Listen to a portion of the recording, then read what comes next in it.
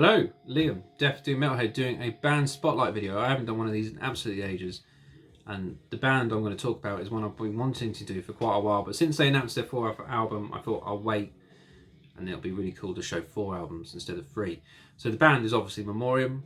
Massive Memoriam fan, have been since I first heard of their formation, really, and there's a couple of reasons why. So I'm a massive Bolt Thrower fan.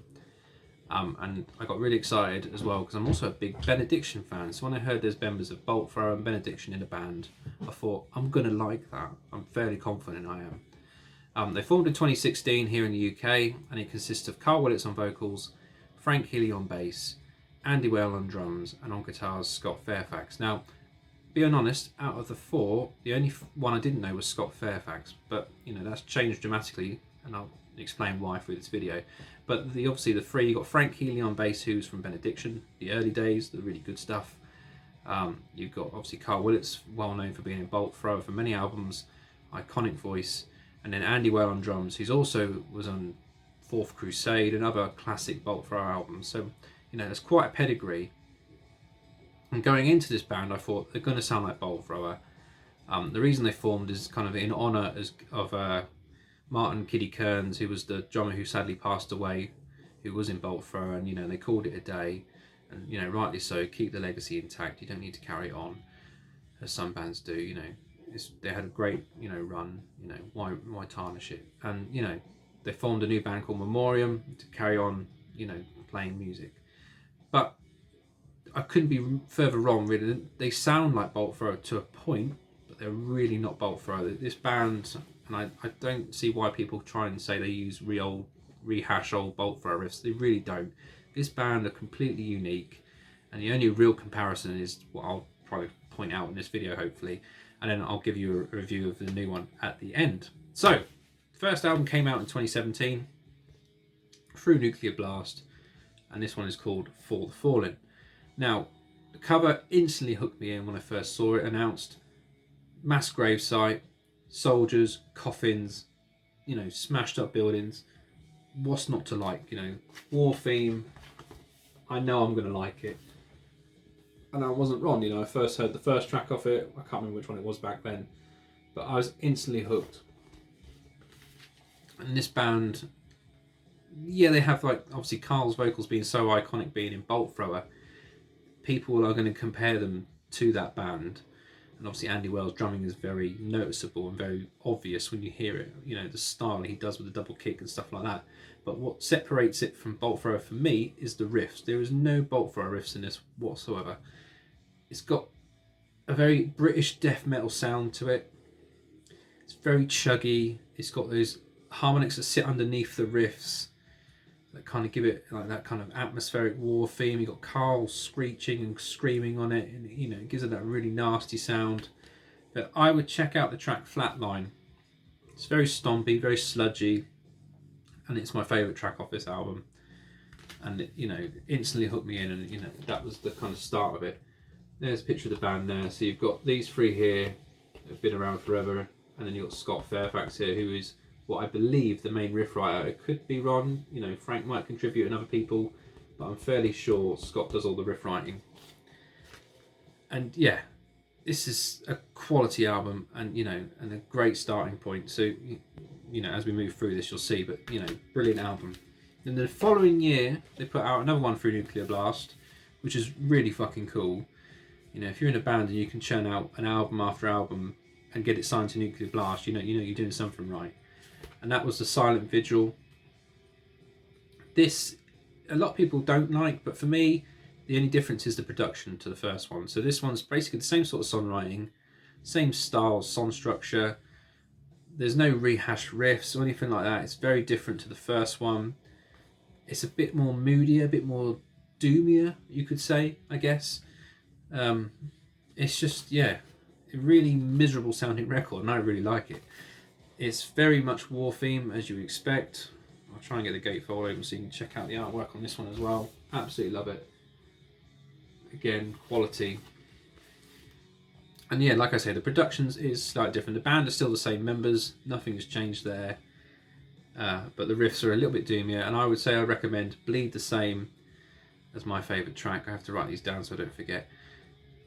That's a brilliant track to use for me and my personal taste. It's moody, doomy, sludgy, horrible. It's got really nasty harmonies underneath it. It has everything I love. So that was a really cool album. And I was not disappointed when that one came out. Then in 2019 they churned out another album through Nuclear Blast. And this one's got noticeably a different style of songwriting on it to the previous two. It's a bit more to the point. The production's more crisp. Same members again though, nothing has changed there. And that is Requiem For Mankind. Now, this isn't my favourite cover of the lot, probably my least favourite maybe. Still cool, don't get me wrong. But I don't know, this one didn't draw me in as much as the previous two. And that's probably because I like mass graves and all that kind of morbid shit. But this is really, really good. I mean, this album for me, songwriting wise at the time, was proper catchy, very hooky, and before the new one came out, this was my favourite one. It's just very, very easy to get into. Best tracks for me are The Veteran, and that's where you see Scott's riff writing really come out of his own. There's no bolt thrower comparison on this album at all. There's the odd moment, but there really isn't. Like, The Veteran's a really good example of that. The way those riffs are played on that is totally unique. And when I hear this kind of music now, with Carl's vocals, I just think of Memoriam now, because they have a certain sound and it is down to the riffs. If you compare riffs and you want to nitpick, they are very, very different to Bolt Thrower, even Benediction, all those kind of bands that you could try and compare these guys to, they do stand out differently. And Undefeated is an absolute belter. Probably my favourite track off this album is Undefeated, because it's the one I remember the most. I can hear that chorus, I'll sing it every time. I'm singing it in my head now as I'm talking to you. And yeah, an absolute quality album. Very catchy, very to the point. And I was really, really impressed when I heard this one. Again, band hasn't changed. It's just the song structure and the lyrical themes have changed slightly. I mean, The Veteran, I believe, is about homeless people. So it has a play on words, and it's really clever and it's quite cool. It's not all about war, as you would assume it would be. It's a different vibe to it, which I really, really liked. So there was that one in 2019. And then this one, I believe, only came out a couple of weeks ago through a new label. So it wasn't through Nuclear Blast. This one came out through Reaper Entertainment, which is a German metal label, which I'd never heard of before. And there's also a notable change on the drums. So the band is still the same, bar the drums. They've got a guy in called Spiky T. Smith, who previous bands really surprised me. He was in bands like English Dogs, The Damned, and also live drummer for Killing Joke. Now, if you know those bands, they're not strictly metal bands, they are punk bands, like crust punk, that kind of vibe. So that intrigued me a lot, because I know the guys in the band are into that kind of music. I mean, I'm not personally. I've seen The Damned live and I thought they were shit, but that's when they were old men, they're not what they probably were when they were younger. And yeah, that really intrigued me. But when I listened to this album, his drumming is really, really fucking good. That is the one called To The End. Dan Seagrave artwork. Looks absolutely killer. This one I got on the 100 white press through Black Serpent Records, which is great, but what I'll show you, I mean, this is not to put a dampener on the album at all. It's something I need to email them to sort out, hopefully. It came damaged, so there's a massive chunk rip there. A chunk rip there, if you can see it. A chunk rip there. What happened is, obviously it's been shipped with the record compressed in the inner sleeve, and it's just destroyed the fuck out of it. Like, the inlay here, it looks amazing. Dan Seagrave artwork on it with all the lyrics, but I daren't open it up. But if I split that's already ripped completely through, with a hole there. There's a hole there and a hole there, so that really sucked. So hopefully they'll be able to send out a new cover and inner sleeve for me if they can. But this was only 100 of this version, so I don't know, how I'm going to do that, because I believe that's now sold out. So we shall see. But the music is amazing, and the record absolutely plays fine. I've played the record today because it arrived this morning, and it it sounds immaculate. So there's no complaints with the record. It's purely the sleeve and the cover. It got absolutely, pegged as it came through customs or whatever happened to it. The box itself looked fine though. But anyway, I'm moaning and don't need to. So the music. it's really, really different to the third one. Again, there's no Bolt Thrower comparisons. The only track that I would say, if people want to compare this to Bolt Thrower, is the first one, Onwards into Battle, and that is it. The rest of the album goes on a completely different journey. You know, Spiky T's Smith's drummer, I don't know his real name, we'll call him Spiky. His drumming really separates the tracks up, and Scott's riffs as well are very different. There's lots of little different guitar techniques that kind of give it a different vibe, and Carl's vocals are very different. Like, for me, I've written this down, tracks like No Effect, As My Heart Grows Old, and Mass Psychosis couldn't be further from that Bolt Thrower frame. They are very much Memoriam sounding tracks. They're very different, and they don't sound like any of the other previous albums either. They're they've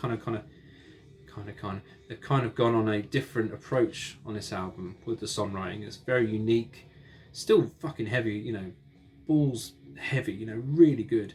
Production is crisp. Carl's vocals sound the best that I've ever heard on this album compared to the other three. Everything is, you know, 100% more heavier in my ears anyway.